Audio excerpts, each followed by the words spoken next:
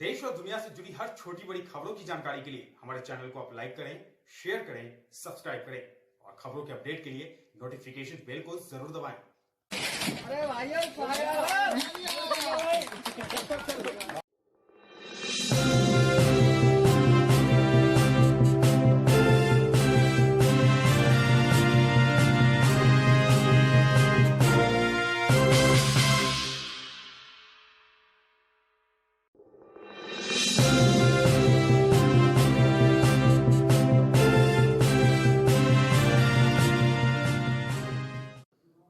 देश भर में लॉकडाउन 3.0 की शुरुआत आज से हो गई है।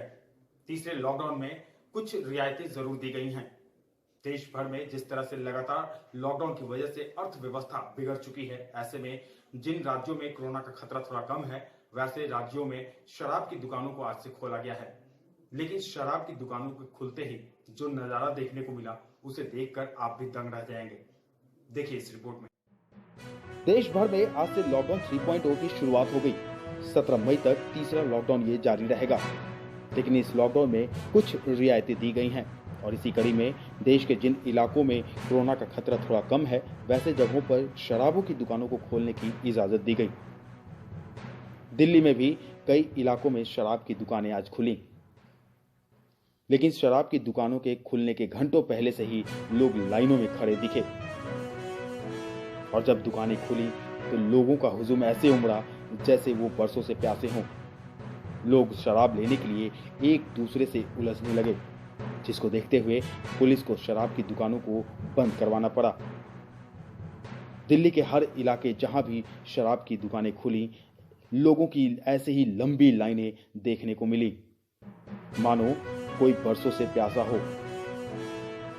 दिल्ली सरकार की तरफ से कुछ शर्तों के साथ शराब की दुकानों को खोलने की इजाजत दी गई थी, लेकिन जब शराब की दुकानें खुली तो उन सभी शर्तों को ताक पर रखते हुए लोग शराब की दुकानों पर दौड़ पड़े।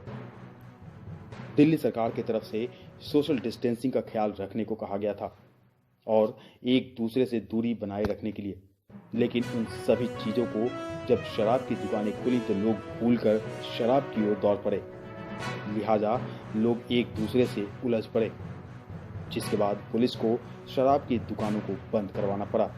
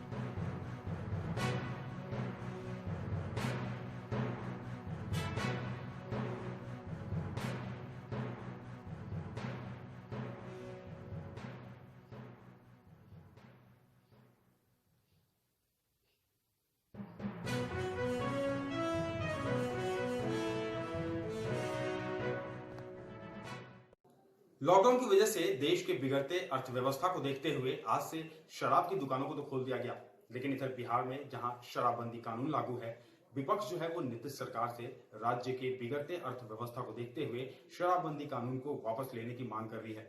हिंदुस्तानी आवाम मोर्चा की तरफ से नीतीश सरकार से मांग किया गया है कि जिस तरह से 24,000 करोड़ का राज्य को नुकसान हो रहा है, अर्थव्यवस्था उसकी चरमरा चुकी है, ऐसे में नीतीश सरकार जो है वो शराबबंदी कानून को वापस ले।